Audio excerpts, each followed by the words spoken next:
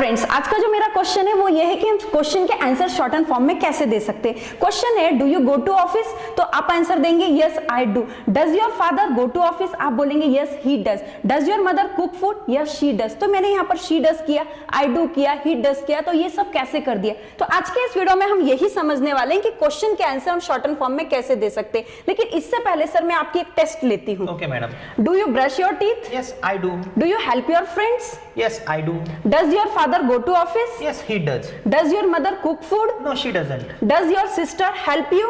Yes, she does. Sir आपने ये कैसे किया? ही के साथ में डज लगा दिया, आई के साथ डू लगाया, शी के साथ में फिर डज आया। ओके मैडम, आपने जो मुझे क्वेश्चंस पूछे हैं वो कौन से टेंस के हैं? Simple present tense. लेकिन ये क्वेश्चंस कौन से, डब्ल्यूएच क्वेश्चन से या वर्बल क्वेश्चन से?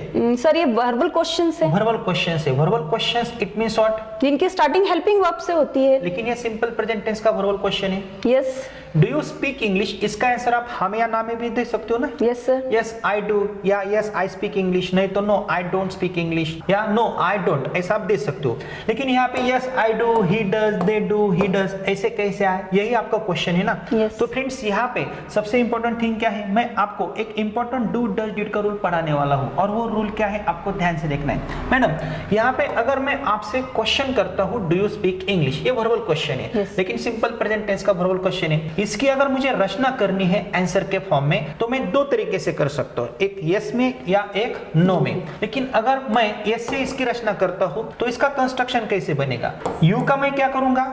आई। जैसे मैं आपको बोलता हूँ डू यू स्पीक इंग्लिश, तो आप ऐसा बोलोगे ना यस आई स्पीक इंग्लिश, तो यू का मैंने आई किया। लेकिन अगर मैं यू का आई करता हूँ तो बचता क्या है नीचे? Do speak English. क्या ओनली स्पीक इंग्लिश बचता है? नो सर, डू भी है ना। इट मीन्स अगर यू का मैंने आई किया तो डू स्पीक इंग्लिश, तो डू स्पीक इंग्लिश ऐसा कंस्ट्रक्शन बनेगा। लेकिन क्या ये सेंटेंस है ये yes I do speak English, ऐसा हो सकता है? नहीं सर, ऐसा तो कभी नहीं होता आपने है। सुना नहीं होगा। No, और sir. ऐसा हम बोलते भी नहीं है। No. लेकिन अगर मैं ऐसा बोलता हूँ यस आई स्पीक इंग्लिश, तो डू कहाँ पे गया फिर? सर यही तो क्वेश्चन है ना, ये डू कहाँ पर गया, समझ और में मैं नहीं आ ऐसा भी रहा। बोल सकता हूँ ना यस आई डू, तो ये तो करेक्ट है ना। नो सर, हमारे लिए तो केवल यही वाला करेक्ट लेकिन है। हम ऐसा भी बोल सकते हैं ना यस आई डू। तो यहाँ पे देखो एक इंपॉर्टेंट रूल मैं आपको पढ़ाने वाला हूँ। अभी जो डू डज डिड है ये क्या है?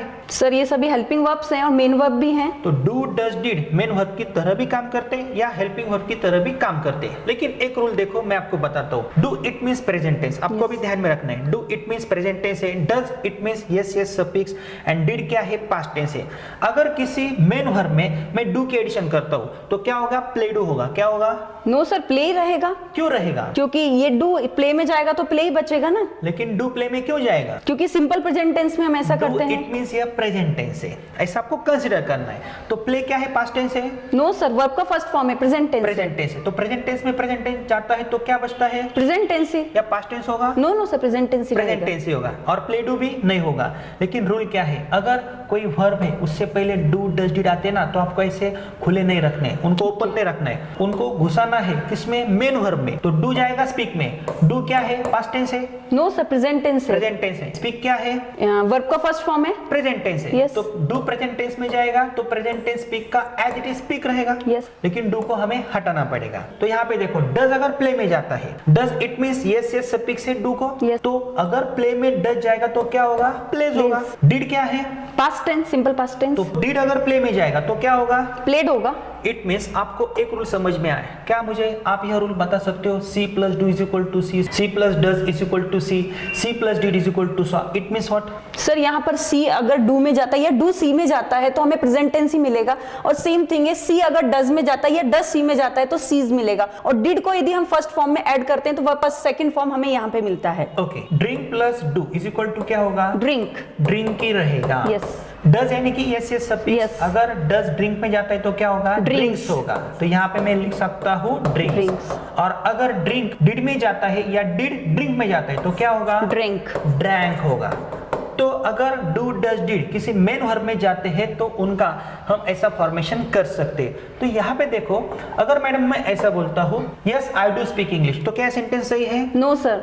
नो, क्योंकि डू हमने स्पीक में ऐड किया। तो हम ऐसा बोल सकते हैं यस आई स्पीक इंग्लिश, नहीं तो हम सिंपली ऐसा बोल सकते हैं यस आई डू। मैंने कैसे बोला? यस स्पीक इंग्लिश मैंने हटा दिया, यस आई डू। तो ये डू कैसे आपको पता चला? सिंपली मैं ऐसा नहीं बोल सकता यस आई, या तो मुझे ऐसा बोलना पड़ेगा यस आई स्पीक इंग्लिश, नहीं तो यस आई डू, क्योंकि सब्जेक्ट के बाद कोई वर्ब तो चाहिए ना।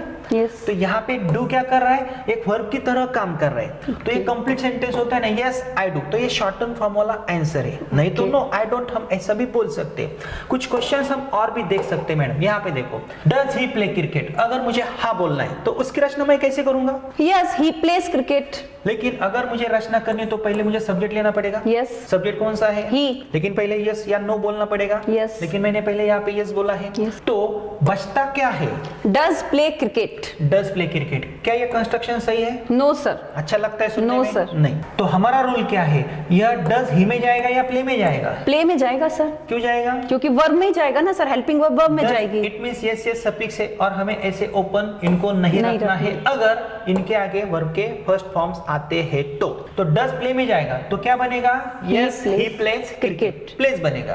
तो मैं ऐसा बोल सकता हूँ। नहीं तो मैं क्या करूंगा, यह प्ले क्रिकेट में हटा दूंगा, यस ही ऐसा मैं नहीं बोलूंगा। Does he play cricket? Yes he अच्छा लगता है। No sir. Yes he does अच्छा लगता है या यस ही प्लेज क्रिकेट ऐसा अच्छा लगता है। तो ये ऐसे फॉर्मेशन बनते हैं। तो आपका क्वेश्चन क्या था? अगर मैं आपसे पूछता हूँ madam do you play cricket, आप मुझे आंसर ऐसा भी दे सकते हो ना यस सर आई डू, नहीं तो नो आई डोंट, या कंप्लीट सेंटेंस में आप आंसर दे सकते हो ना यस आई प्ले क्रिकेट। तो आपको जैसे आंसर देना आप दे सकते हो। इसका फॉर्मेशन अभी आप मुझे करके दो। Sir do they work hard, तो हमें क्या करना होगा? यस में हमें आंसर देना है तो हमने पहले यस लिख दिया।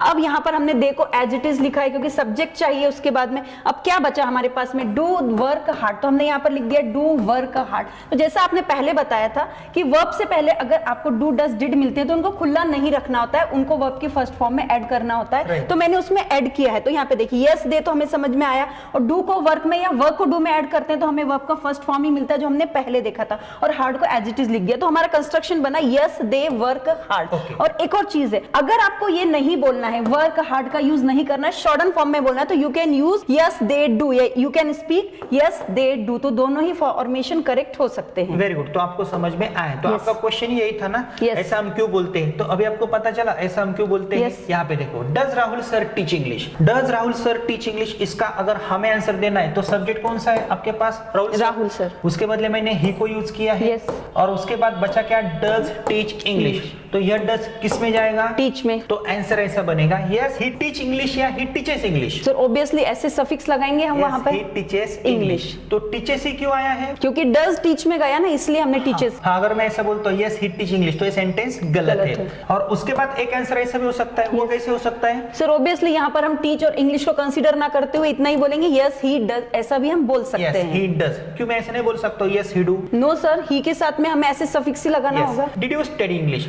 कौन से टेंस का यह क्वेश्चन है? सिंपल पास्ट टेंस डिड आया है सर। डब्ल्यूएच क्वेश्चन है ना ये?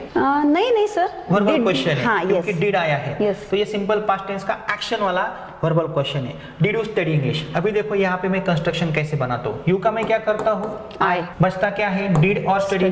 तो ऐसा मैं नहीं लिख सकता हूँ, तो ये फॉर्मेशन गलत है। लेकिन yes I studied English, it means यह डिड मैं स्टडी में ऐड करूंगा, तो स्टडी का प्रेजेंट टेंस होगा या पास्ट टेंस होगा? पास्ट टेंस होगा सर। पास्ट टेंस होगा। तो आपको क्या पता चला? अगर डू डज डिड किसी मेन वर्ब में जाते हैं तो हम उनका फॉर्मेशन ऐसा करते हैं, यह प्रेजेंट टेंस है, यह भी प्रेजेंट टेंस है, यह प्रेजेंट टेंस है, ये यस यस सफिक्स है। और अगर ड्रिंक में मैं डिड को ऐड करता हूं तो क्या होगा? ड्रैंक होगा। यह रूल हमने पढ़ा है। तो इसी प्रकार अगर डिड में स्टडी में ऐड करता हूं तो क्या होगा? स्टडीड। और अगर मैं ऐसा बोलता हूं यस आई डिड, क्यों मैंने यहाँ पे आई डू ऐसा क्यों नहीं बोला?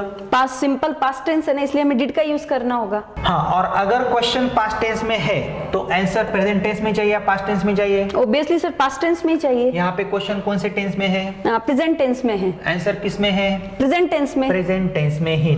तो गाइस आपको पता चला मैडम ने जो मुझे क्वेश्चन किया था उनका आंसर हम ऐसा क्यों देते हैं। Do you play cricket? Yes I do. Does your father go to office? Yes he does. Does your sister quarrel with you? Yes she does. नहीं तो नो शी डजंट। ऐसे आंसर से क्यों आते हैं? तो वो उनका आंसर है। तो फ्रेंड्स ऐसे मोर देन 1000 क्वेश्चन की जो सीरीज है हम यूट्यूब पे ला रहे हैं, लेकिन अगर आपको ये डिफिकल्ट लगता है तो आप आप एक काम कर सकते हो, हमारे पास बहुत ही अच्छे अच्छे कोर्सेज है। स्पोकन इंग्लिश का एक 60 to 90 डेज का स्पोकन इंग्लिश का कोर्स है जिसमें आपको 4 बुक्स मिलती है। ये सब डाउट क्लैरिफिकेशन हमने उसमें दिए हैं। और अगर आप हमारा ये स्पोकन इंग्लिश का कोर्स हमारे ऐप से कम कीमत में वीडियो लेक्चर का कोर्स परचेस करते हो तो 4 बुक्स हम आपके पते पे उसी कीमत में बेचते हैं। और अगर आपको किसी भी एग्जाम में ग्रामर में अच्छे मार्क्स प्राप्त करने हैं तो आप एक काम कर सकते हो, आप हमारा the best to Z grammar with writing skill का कोर्स सिलेक्ट कर सकते हो। मोर देन 200 वीडियोस उस कोर्स में है, सीक्वेंस वाइज वीडियोस है। स्पोकन इंग्लिश के कोर्स में भी मोर देन 200 वीडियोस है। आप हमारे कोर्स से सीक्वेंस वाइज देखते हो तो आपको रिजल्ट मिल सकता है। और इन फ्यूचर आप हमसे ऑनलाइन क्लासेस के माध्यम से भी जुड़ सकते हो। इसके लिए आपको क्या करना पड़ेगा, इसके लिए आपको हमारा you can speak it app install करना पड़ेगा और उसके बाद आपको हमसे जुड़ना पड़ेगा।